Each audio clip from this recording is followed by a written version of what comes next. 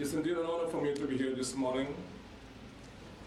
And today's ceremony is not the normal or usual ceremony we have gotten used to in Dominica.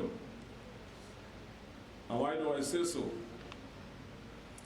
I say so because it's not the commissioning of a hospital building, or a school, or a road project. But make no mistake, ladies and gentlemen, that notwithstanding, today's ceremony is equally important and critical to Dominica getting on the global stage of class and excellence. What is happening here today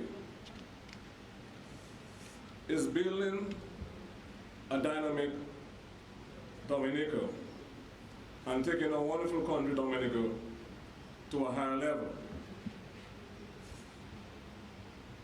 A passport, ladies and gentlemen, friends all, is not simply a book bearing the name of someone, date of birth, etc., etc., if I were to quote a great Dominican. A passport, therefore, issued by a country is very powerful. And why do I reference that?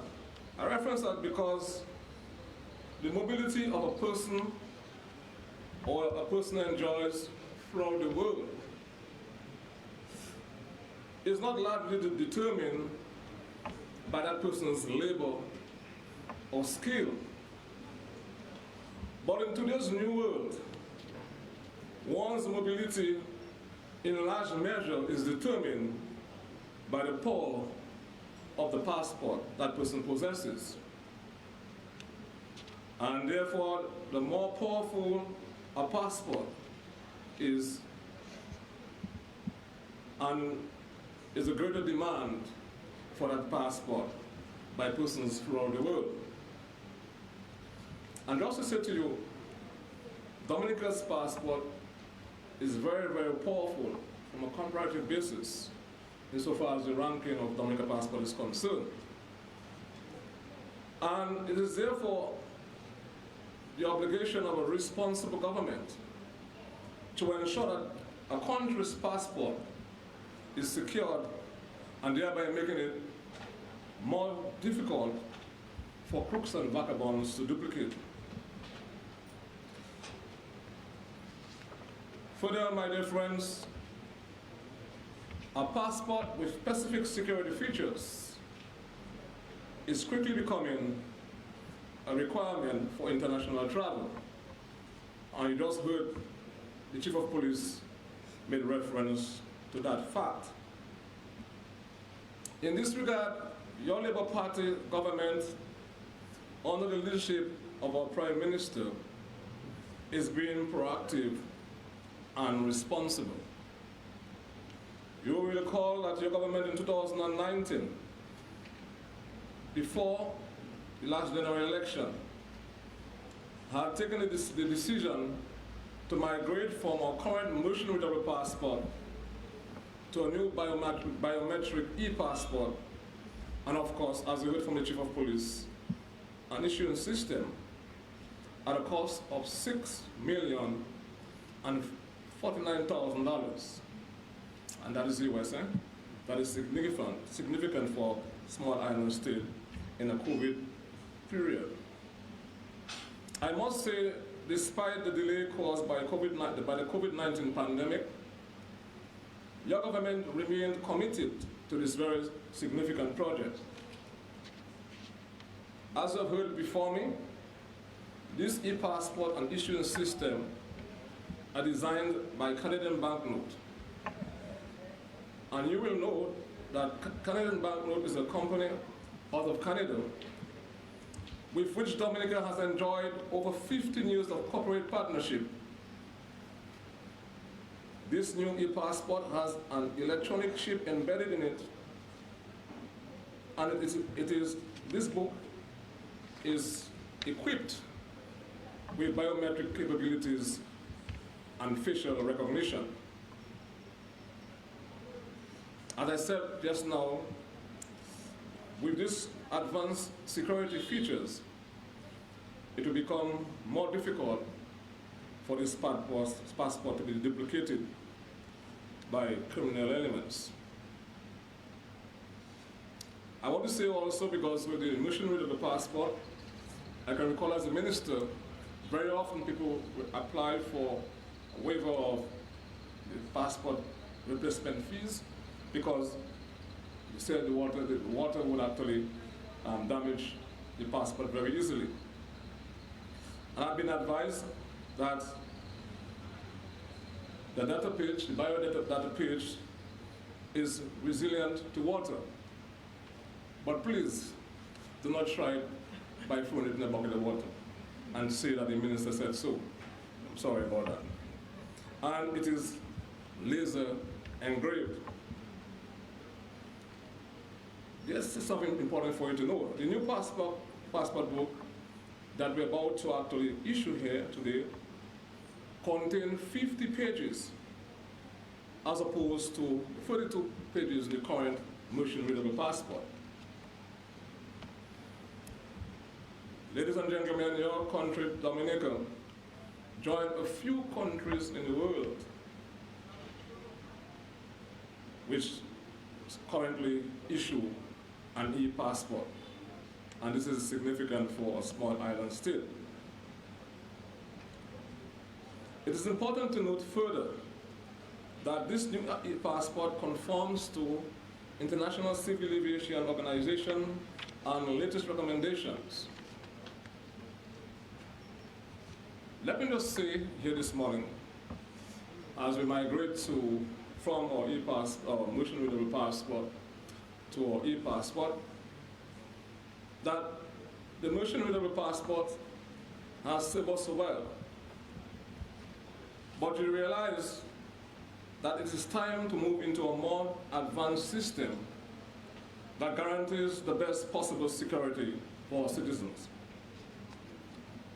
Let me assure you that the rolling out of the new e-passport, as heard from the Commissioner of the Chief of Police, should not lead to any concern and confusion. There will be a 2-year period for the phasing out of the current motion readable passport. And my dear friends, this is being done to ensure that everyone can reasonably apply for the new passport. We are perfectly aware that some of us may have just renewed our passport, and it is this consideration, as well as ensuring that there is a smooth transition, that is why we're giving the people a phase-out period within which you can apply for your new passport. So it means, therefore, you should not panic and rush, although you've been advised to apply for the new passport. But at the same time, we recognize that that can be a concern for a lot of persons who are listening to my voice here this morning. So therefore, everyone with a motion readable passport will have a period from July, what is today's date? 26 to the 30th of July 2023, within which you can apply for a new e-passport. And for the time being, the fee for applying for this new e-passport remains the same. Let me just say it again for emphasis. For the time being, the fee for applying for the new e-passport remains the same.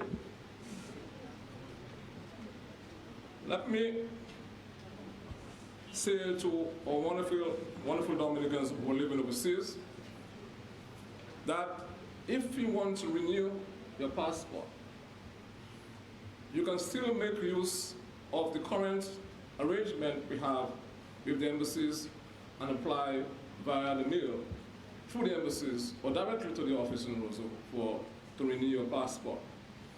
And specific instructions will be given to you on the new forms, application form as to how you should properly position yourself to take your photograph. And for those persons who want to apply for new passports for the first time, we'll be ensuring in due time that workstations will be actually installed within a period of 3 months at the various embassies at the major population centers, namely New York, London, and in the Dubai catchment area, to ensure that persons who are wishing to apply for this new passport can do so. We also have 2 mobile kits that are properly synchronized to actually ensure that persons can apply for the first time for this new passport. And the Ministry of Home Affairs, Home Affairs, will be providing the people with the information as to the days that those services will be made available. It's also our intention going forward, once we are able to install those workstations in the various offices overseas, to use the mobile kits we have in Dominica to decentralize the whole application process. For example, we decide that we want to go to Portsmouth, so persons who want to apply for the new passport can do so by using those mobile kits. I think that is significant. And to go to the same thing in Marigot, we want to go to some of the localities within the country. Let me just take time off to recognize a number of persons who were instrumental in getting us to that point where we are now at. Firstly, let me just express my gratitude to the members of the Cabinet Subcommittee, Honorable Francine Barron, well, as you heard, Excellency, at the time she was the Minister for Foreign Affairs, the Attorney General, Mr. Levi Peters, and your humble servant, who actually chaired the Cabinet Subcommittee, the technical team, and the then Permanent Financial Secretary, Mrs. Rosman, our Permanent Secretary in the Ministry of National Security and Home Affairs, the persons who serve on the technical team, along with the Permanent Secretary. And I wanted, especially with this morning, ladies and gentlemen, friends all, to recognize the contribution of Assistant Superintendent of Police, Vida Powell, who worked very hard to ensure that everything, actually from a technical level, was put in place. At the end, let me just say, as part of this contract with Canadian banknotes, there's a component to upgrade our border security management to the tune of $7 million US. And we're hoping in the next year to have the completion of that project, which will allow for not only to enhance our border security, but to further secure our country and to better and more effectively allow for the advanced information of our passengers, and also insofar as goods are concerned. What that will do is to allow law enforcement to better cultivate a watch list and to ensure that persons with ill intentions can be actually dealt with even before they get themselves before our shores. Let me just say that I'm happy to be here this morning, and this great country, Dominica, is on a path to prosperity and sustainable development. I thank you.